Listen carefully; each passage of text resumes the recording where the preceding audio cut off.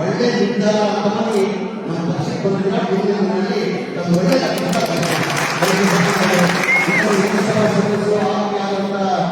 ರಾಜರು ಈ ರೀತಿ ಎಲ್ಲ ನಮ್ಮ ಪಕ್ಷದ ಕಾರ್ಯಕರ್ತರು ಇವರು ಬಹಳ ಸಂತೋಷ ಖುಷಿಯನ್ನು ಕೊಟ್ಟು ನಮಗೆ ಇವರು ನಾವು ಈ ಕನ್ನಡ ನಮ್ಮ ಡಿಸಿಸಿ ಟ್ರಾಫಿಕ್ ಕಚೇರಿಯನ್ನು ಉದ್ಘಾಟನೆ ನಾವೆಲ್ಲ ಸೇರಿ ಮಾಡಿಕೊಂಡು ಇವರು ಬಹಳ ಸಂತೋಷ ನಮಗೆ ಖುಷಿಯನ್ನು ತಂದಿದೆ. ನಾನು ರೈತರ ಸಭೆ ಹೇಳ್ತಾ ಇದ್ದೀನಿ, ಇದು ಮಾರ್ಕೆಟ್ ಮಾಡಿದ್ದೀನಿ, ಒಂದು ಲಕ್ಷ ರೂಪಾಯಿ ಮಾರ್ಕೆಟ್ ಬಂದಿದ್ದೀನಿ ಅಂತ ರೈತರ ಸಭೆ ಹೇಳಿದ್ದು. ನಮ್ಮ ರೆಡ್ಡಿ ಸಾಹೇಬ್ಗೆ ಮತ್ತು ನಮ್ಮ ಶಿವರಾಜ ಸಾಹೇಬ್ಗೆ ರಾಘವೇಂದ್ರನಾಗಿ ನನಗೆ ಸರಿ ಜನ ಲೊಕೇಶನ್ ಬಹಳ ಚೆನ್ನಾಗಿದೆ. ಈ ದಯಮಾಡಿ ಪರ್ಚೇಸ್ ಮಾಡಿಕೊಂಡು ಬಹಳ ಒಳ್ಳೆಯದಾಗಿದೆ. ನನಗೂ ಕೊಟ್ಟು ನಾವು ಕಟ್ಟಡ ಕಟ್ಟೋದೆಲ್ಲ ಬಹಳ ಇದಾಗಿದೆ. ರೈತ ಈ ಜಾಗ ನಮ್ಮ ಬಹಳ ಚೆನ್ನಾಗಿದೆ. ರೈತ ಲೊಕೇಶನ್ ಚೆನ್ನಾಗಿದೆ.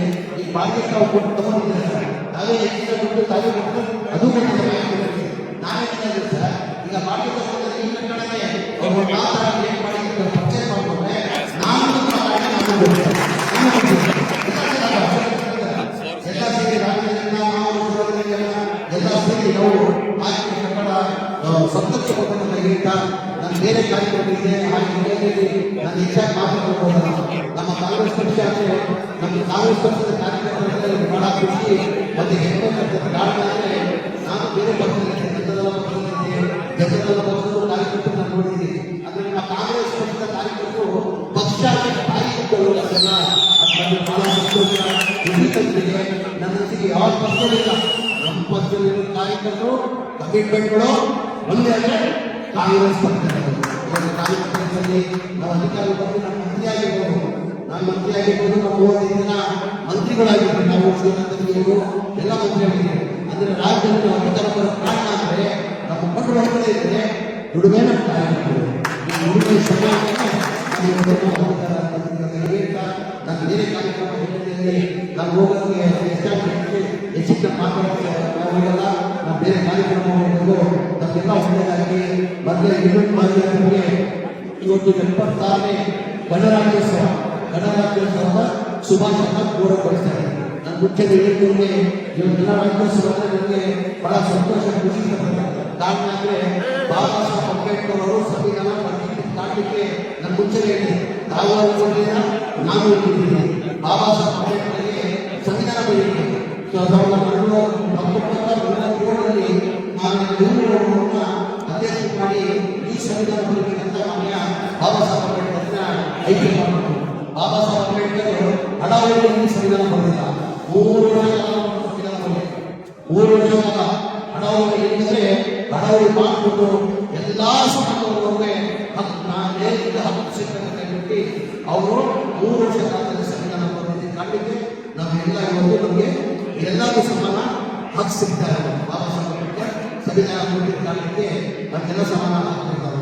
ನಾವು ಬಹಳ ಸುದ್ದಿ ಹೇಳ್ತೀನಿ, ಬಹಳ ಜನ ಬಾಬಾ ಸಾಹೇಬ್ ಅಂಬೇಡ್ಕರ್ ದಲಿತ ನಾಯಕರು ಅಂತಾರೆ. ನಾನು ಬಾಬಾ ಸಾಹೇಬ್ ನಾಯಕರು ದಲಿತ ನಾಯಕರನ್ನು ಒಬ್ಬರಿಗೆ ದಲಿತ ನಾಯಕರು ಒಬ್ಬರ ಭಾರತದ ಸಂವಿಧಾನ ವ್ಯಕ್ತಿ ಬಾಬಾ ಸಾಹೇಬ್ ಅಂಬೇಡ್ಕರ್ ಒಬ್ಬ ಮಹಾನ್ ವ್ಯಕ್ತಿ. ಬರೀ ಅವರು ದಲಿತ ಸಿಕ್ಕಿಲ್ಲ, ಎಲ್ಲ ಸಮಾಜಗಳು ನಾಯಕರು ಬಾಬಾ ಸಾಹೇಬ್ ಅಂಬೇಡ್ಕರ್. ಹಾಗಾಗಿ ನಮಗೆಲ್ಲ ಒಳ್ಳೆಯದಾಗಲಿಲ್ಲ. ನಮ್ಮ ಜಿಲ್ಲಾ ಅಧ್ಯಕ್ಷರಿಗೆ, ನಮ್ಮ ಮಾಜಿ ಮಂತ್ರಿಗಳು, ನಮ್ಮ ಆತ್ಮೀಯರು, ನಮ್ಮ ಒಂದೇ ಪಕ್ಷ, ನಾನು ಒಂದೇ ಪಕ್ಷದಲ್ಲಿದ್ದೆವು. ನಾವು ಬಹಳಷ್ಟು ಆತ್ಮೀಯತೆ ಅಷ್ಟು ಸಾತ್ವಿಕ ನಾವು ಒಂಥರ ಸ್ವಂತ ಒಂದು ಮನೆಯಲ್ಲಿ ಸ್ವಂತ ಅಣ್ಣ ತಂದಿರ್ತಾರೆ, ಆಗ ನಾವು ಯಾವತ್ತೂ ಬಿಟ್ಟಿವಿ. ಹಾಗಾಗಿ ನೀವು ಜಿಲ್ಲಾ ಅಧ್ಯಕ್ಷರಿಗೆ ಕರೆಸಿ ನನ್ನ ಸನ್ಮಾನ ಮಾಡಿ ಗೌರವ ಕೊಟ್ಟಿದ್ದಕ್ಕೆ ಇನ್ನೂ ಜಿಲ್ಲಾ ಅವ್ರು ಹೇಳಿಲ್ಲ, ನೀವು ಸ್ವಲ್ಪ ನನ್ನ ಕರೆಸಿ ಗೌರವ ಕೊಟ್ಟಿದ್ದಕ್ಕೆ ಸನ್ಮಾನ ಮಾಡಿದ್ದಕ್ಕೆ ನಿಮಗೂ ಹೆಚ್ಚಾಗಿ ನಮ್ಮ ದೊಡ್ಡಣ್ಣ ನಿರ್ದೇಶನ ಆಗ್ತಾ ಇದ್ದಾರೆ. ಹಾಗೆ ನಮ್ಮಗಳು ಅವರಂತೆ ಅನುಭವ ರಾಜಕೀಯದಲ್ಲಿ ಸಿದ್ದರಾಮಯ್ಯ ರಾಜಕೀಯದಲ್ಲಿ ಅನುಭವ ಬಗೆಪಟ್ಟಿ ಅವರನ್ನು ನಾವು ನೋಡಿದೆ, ಎಕ್ಸ್ಪೀರಿಯನ್ಸ್ ಆಗಿದೆ.